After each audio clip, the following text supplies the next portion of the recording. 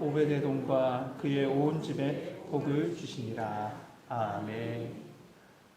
눈길 미끄러운 중에도 이 수요기도에 나오신 우리 모든 성도님들과 그 가정 가운데 하나님의 평강이 함께하길 소망합니다.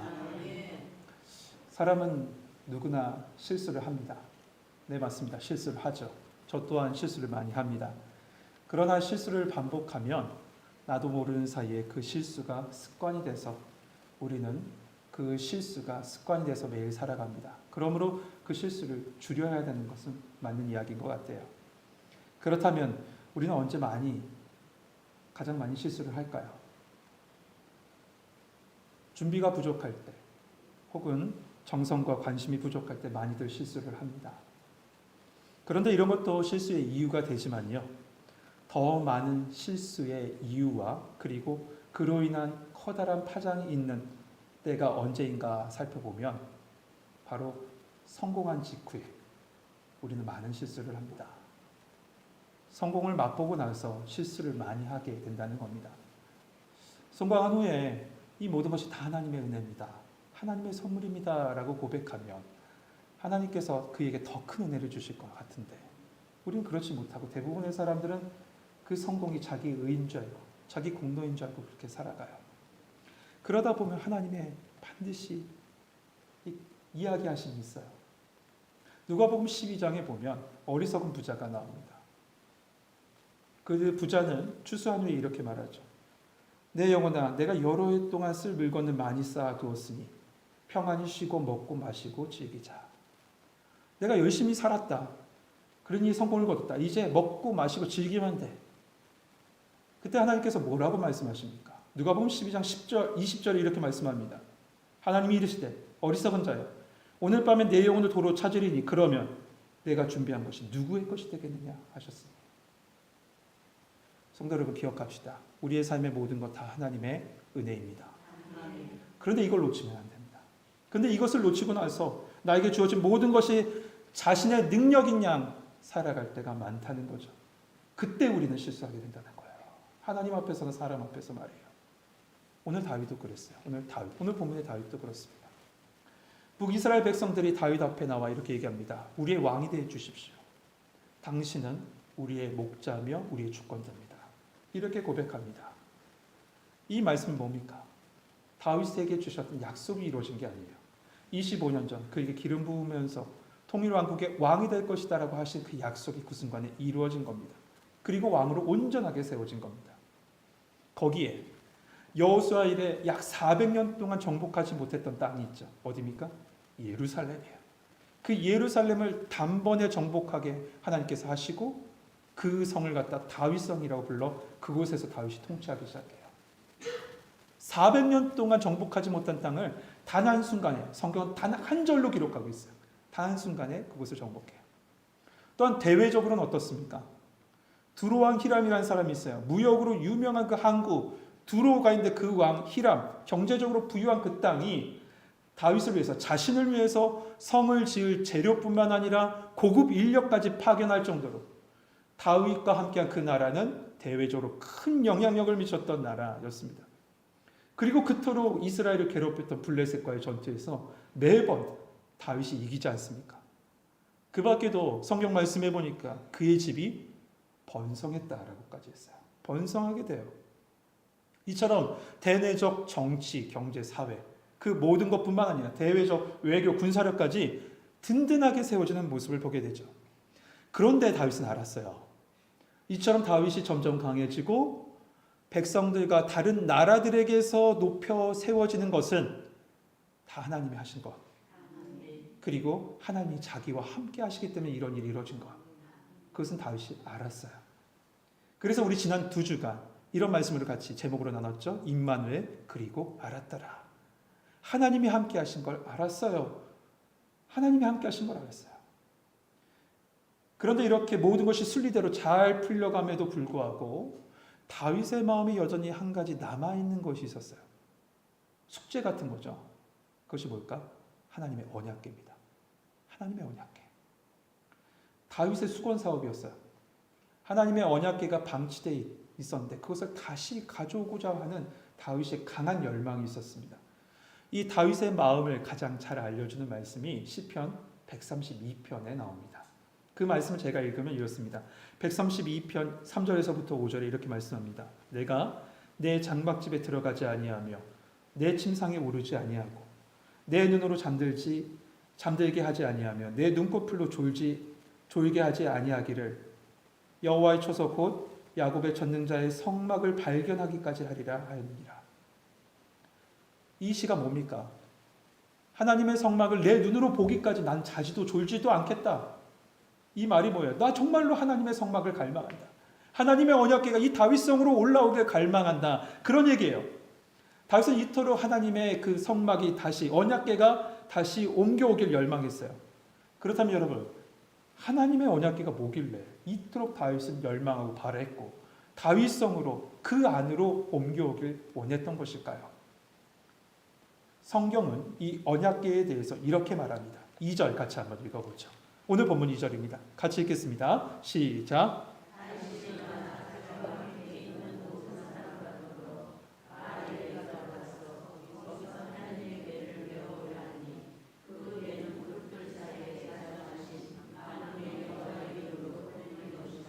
아멘.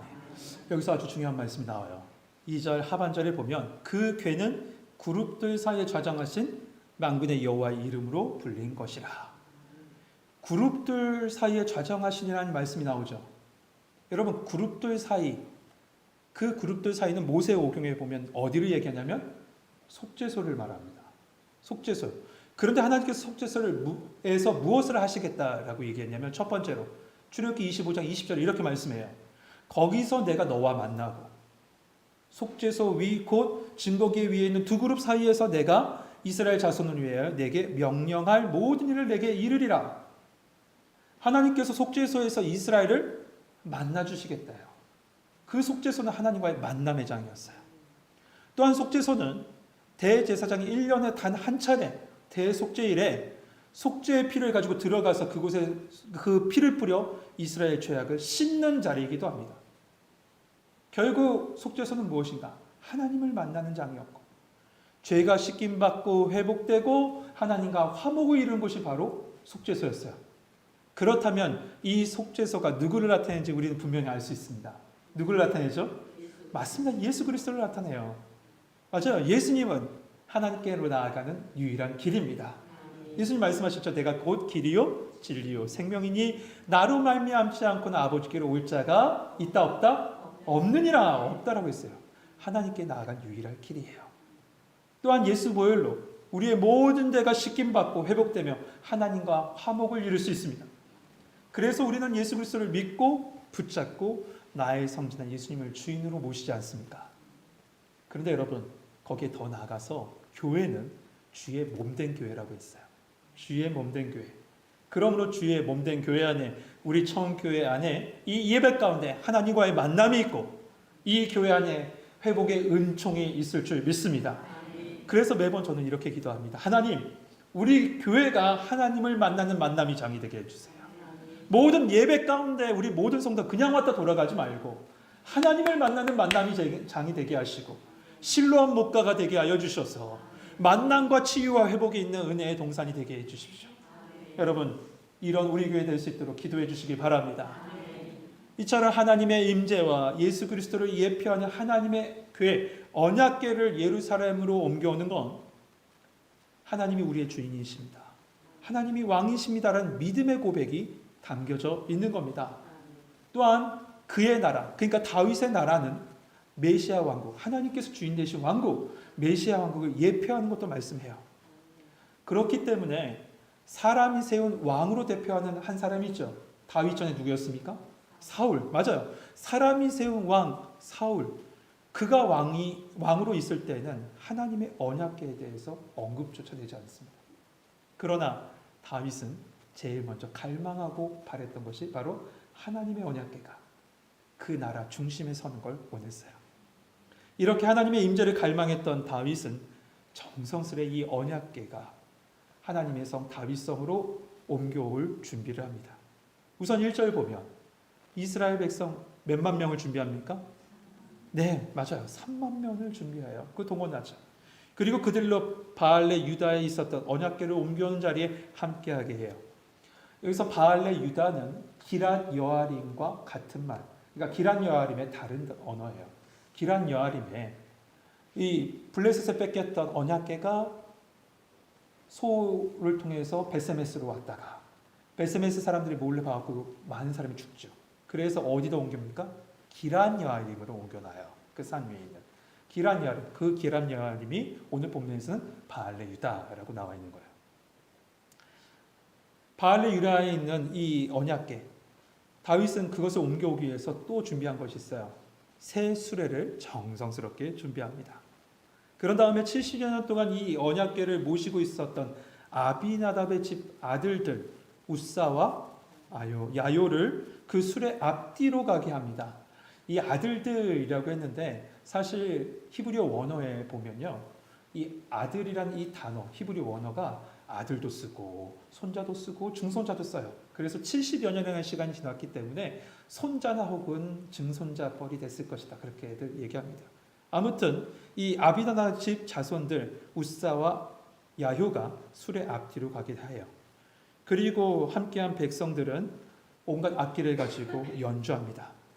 거기에 다윗도 같이 연주하지 않았겠어요? 수금을 키면서 같이 연주했을 겁니다. 여러분 이 광경을 한번 상상해 보시죠. 3만 명 악기를 몰고 가고 큰 우레소리 같이 찬양을 하고 있습니다. 정말 장관일 거예요. 흡사 개선 장군이 왕궁으로 돌아올 때 그 퍼레이드처럼 그리고 거대한 축제장처럼 그 모습이 벌어졌을 겁니다. 그런데 말입니다. 누구랑 비슷하죠? 그런데 말입니다. 여기에 불상사가 생깁니다. 6절, 7절 말씀.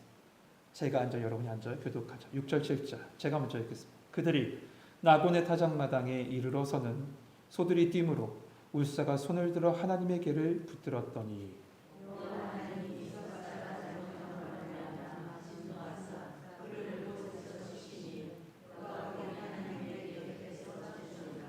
아멘.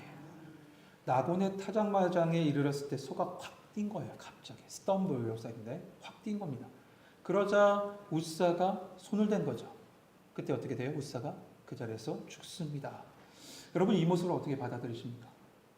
당연히 소가 뛰면 언약궤를 붙잡는 것이 맞지 않나 이런 생각 들지 않으세요? 잘못하면 언약궤가 떨어지는데요. 그런데 여러분 우리가 우선 기억해야 될 것이 있어요. 그건 뭐냐면 하나님은 그 모든 사람의 중심을 보신다는 거예요. 많은 학자들이 우사의 마음을 주목합니다. 그 마음이 어땠을까? 우사의 마음이 어땠을까? 첫 번째, 이런 마음이 있었을 거라고 봅니다. 수년간 이 하나님의 언약궤가 이 아비나답의 집, 우사의 집에 있었습니다. 그러므로 말미암아 이 하나님의 언약궤를 내가 소유했다. 나만이 이것을 안다라는 우월감이 있었을 것이라고 그렇게 봐요. 그게 첫 번째 마음. 두 번째 마음이에요. 뭐냐면 하나님을 이 언약궤 안에 가둬놓은 거예요. 그러면서 하나님을 그 갇혀있는 하나님으로 보면서 이 하나님이란 존재는 내 도움이 필요한 존재다. 그렇기 때문에 내가 손을 들어서 그를 막아야 된다라고 생각했다. 이것이 학자들이 이야기한 두 가지 우사의 마음입니다. 그런데 이렇게 얘기하시면 여러분 이거 너무 과도한 상상 아니야? 이렇게 생각하실 수 있는데요. 이렇게 유추하게 된 이유가 있습니다. 우사가 그 손을 만짐으로 말미암아 그 자리에서 죽죠. 하나님의 언약궤를. 근데 그곳을 다윗이 뭐라고 불렀습니까? 베레스 우사. 베레스 우사라고 했어요. 베레스 우사가 무슨 뜻이에요? 베레스는 치다라는 뜻이고 우사는 그 우사 이름이에요. 그러니까 우사를 쳤다라는 뜻이죠. 그런데 여러분 하나님은 특별히 사무엘사 상하 이 사무엘서의 말씀 속에서 성경이나 하나님은요 그냥 인물을 그냥 내보내지 않으시고 그 이름을 통해서 그 상황을 해석하실 때가 많아요. 우사란 인물을 괜히 등장시킨 것이 아니에요. 우사란 이름의 뜻이 뭐냐 하면 우사는 힘이란 뜻입니다. 힘으로 하나님을 붙잡은 거예요. 자기의 능력으로 하나님을 붙잡은 거예요. 자기의 힘으로 모든 것을 할 수 있다는 거죠. 결국 뭡니까? 이 사람은 하나님을 소유했다는 우월감이 있고 자기의 힘으로 하나님을 도와야만 된다는 생각을 하고 있었던 우사의 행동을 하나님은 용납하지 않으신 거예요. 그런데 여러분, 이 웃사에 대한 하나님의 심판은 결국 누구를 향한 메시지였어요? 다윗을 향한 메시지였어요. 다윗이 하나님의 언약궤를 다윗성으로 옮겨오는 모습은 그 자체는 너무나도 아름다운 모습, 좋게 평가할 수 있는 모습이죠. 그런데 앞서 말씀드린 대로 하나님은 그 중심을 보세요. 그렇다면 다시 한번 그 모든 과정을 처음부터 돌아가서 한번 살펴봅시다. 우선 다윗은 이 언약궤를 어떻게, 무엇을 통해서 옮겼습니까? 새 수레를 통해서 옮겼어요. 그런데 여러분, 성경은 분명 하나님의 언약궤를 옮길 때는 출애굽기, 레위기, 민수기 동일하게 얘기하죠. 레위 자손 중 그 중에서도 고핫 자손만이 그 궤를 어깨에 메고 옮기게 돼 있어요. 그리고 절대로 손에 대지 말라고 해요. 수레에 옮기는 그 순간부터 이 사람들 손에 댔어요. 하나님 절대로 하지 말라고 그랬어요. 그런데 어떻게 합니까? 수레에 옮긴 거예요. 이 모습 어디서 많이 봤어요? 사무엘상 바로 6장에서 봤어요. 블레셋 사람들이 언약궤 옮길 때 모습. 그 모습은 이방신을 옮길 때 모습과 동일해요. 분명 역대상 13장에 보면 동일한 말씀이 기록되어 있는데 그 말씀에 보면, 그 내용에 보면요, 다윗이 천부장과 백부장을 불러서 이 내용을 상의합니다. 어떻게 옮길까? 그리고 나서 1절에 그 얘기가 나오고 2절에 보면 제사장과 레위인들을 소집해서 이것을 하게 합니다. 이것을 어떻게 할지 다시 한번 상의해요. 여러분, 천부장, 백부장, 레위인, 제사장들 다 모였어요. 그렇다면 당연히 이 얘기가 나올 것은 하나님의 말씀에 보면 이거 메고 와야 한다고 했습니다. 당연히 이 얘기가 나왔을 거예요. 그럼에도 불구하고 수레에 옮겼다는 건 한 가지밖에 없어요. 하나님의 말씀이 대수롭지 않게 여겼다는 거예요. 거기 모였던 사람들이 말이에요. 하나님의 말씀이 분명히 우리 가운데 주어지는데, 끊임없이 하나님의 말씀이 주어지는데 그 순간에 하나님의 말씀이 대수롭지 않게 여겼다는 것. 또한 만약에 말이에요, 그 사람들이 모였죠. 백부장, 천부장, 레위인, 제사장들 모였는데 이 하나님의 명령을, 하나님의 말씀을 언급하지 않았다면 이들 가운데는 하나님의 말씀을 잃어버렸던 것이 된 거예요. 하나님의 말씀을 잃어버린 백성, 하나님의 말씀을 잃어버린 다윗의 모습이 된 거예요. 그래서 이때를 회상해서 역대상 15장 13절에 이런 말씀이 기록되어 있어요. 뭐라고 말하냐면, 전에 너희가 매지 아니함으로 우리 하나님 여호와께서 우리를 찢으셨으니 이는 우리가 규례대로 그에게 구하지 아니하였습니다. 규례대로 구하지 아니하였다. 무엇대로 구하지 않았다고요? 규례대로, 이것은 하나님의 말씀대로 하지 않았다는 거예요. 오늘 그래서 말씀 제목이 말씀대로예요. 말씀대로 살지 않았다는 겁니다. 겉만 번지르하게 화려하게 언약궤를 옮긴다라고 하지만 그 속은 하나님의 말씀을 따르지 않고 있었다는 거죠. 또한 이 모습 속에는, 이 화려함 속에는 뭐가 있냐? 자고하는 마음, 스스로 높이려는 말씀이 함께 들어가 있어요. 왜 그렇게 얘기하냐면, 다시 언약궤를 두 번째 옮겼을 때, 우리 다음 주에 볼 말씀입니다. 두 번째로 옮길 때 다윗이 이렇게 고백해요. 22절에 보면, 내가 이보다 더 낮아져서 스스로 천하게 보일지라도 내가 말한 바 계집종에게는 내가 높임을 받으리라. 더 낮아져도 괜찮다는 거예요. 그런데 이 모습, 처음 하나님의 언약궤 새 수레를 옮길 때 이 장면을 찾아볼 수가 없어요. 낮아진 모습은 찾아볼 수 없어요. 지금까지 다윗은 하나님의 은혜 가운데 살았습니다. 그러나 하나님의 언약궤를 수레에 옮길 때 명목상 하나님께 영광 돌린다고 하고 새 수레도 만들고 하나님을 찬양한 듯 수많은 사람을 동원했지만 그 안에는 자기의 영광과 자기의 이름만 남았던 거예요. 여러분, 다윗이 하나님의 언약궤를 옮길 때 준비할 것은 3만 명의 사람도 새 수레도 아니에요. 고핫 자손과 하나님의 말씀 따라 수고롭지만 멋져 보이지 않지만 겸손히 그냥 하나님의 언약궤를 어깨에 매는 그 일만 했으면 됐어요. 성도 여러분, 다윗은 하나님의 거룩함을 이용해서 자신의 왕권을 강화하는 방편을 삼고자 하는 불순한 마음이 그의 마음속에서 발동된 겁니다. 이것은 하나님 중심이 아니라 인간 중심의 인간적인 생각이다. 하나님의 영광을 가장하지만 결국 인간의 영광을 취하는 거예요. 하나님은 지금 그 생각을, 그 마음속에 있는 그 생각을, 다윗 속에 있는 그 생각을 빼버리시는 거예요. 아픔도 있고 고통도 있지만 말이에요. 그것을 빼내시는 거예요. 이에 깜짝 놀란 다윗이 하나님의 언약궤를 예루살렘으로 가져온 것을 두려워해서 저 오벳에돔의 집에 갔다 놔요. 성경은 이 상황에 대해서 다윗이 8절에 분이 여겼다라고 얘기되어 있죠. 화가 났대요.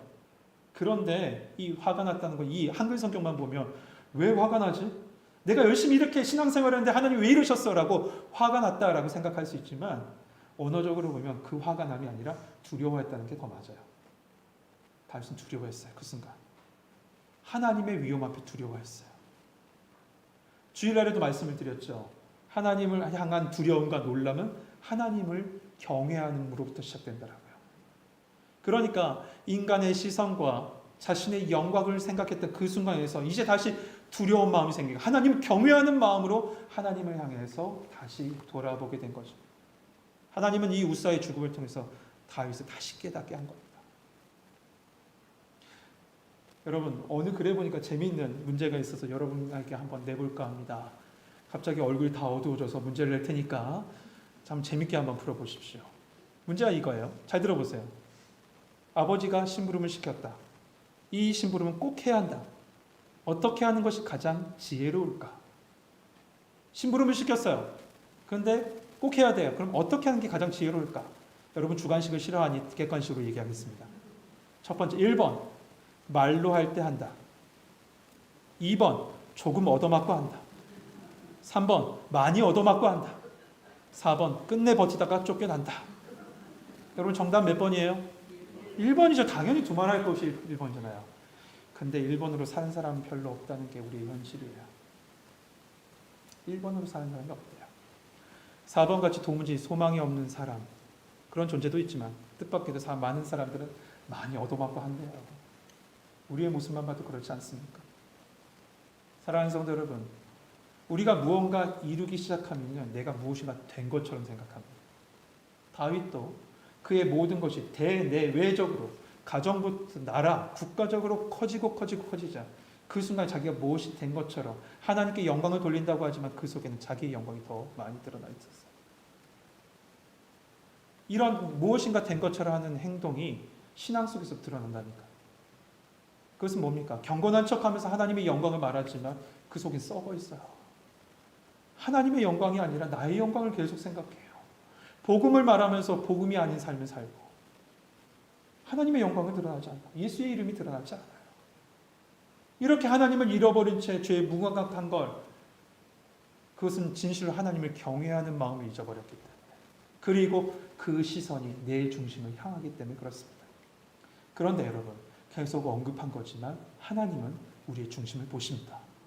그리고 하나님은 아십니다. 그러면 여러분, 우리의 중심을 보신 하나님의 말씀과 그 인도하심 앞에 따라 살아가야 돼요.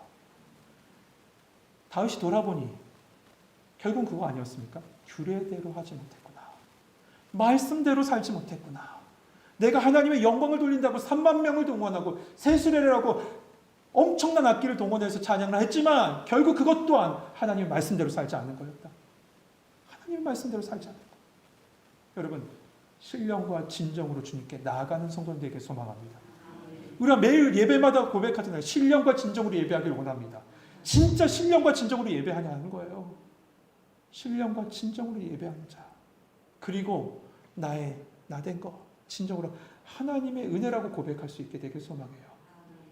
여러분, 은혜를 잊어버린 자리에는 썩은 내만 납니다. 인간 냄새밖에 나지 않아요. 은혜를 잊어버린 자리에 인간 냄새밖에 나지 않습니다. 그러므로 여러분, 내가 어느 위치에 있든지, 높은 자리에 있든지 낮은 자리에 있든지, 왕의 자리에 있든지 신하의 자리에 있든지 모든 것이 다 하나님의 은혜입니다.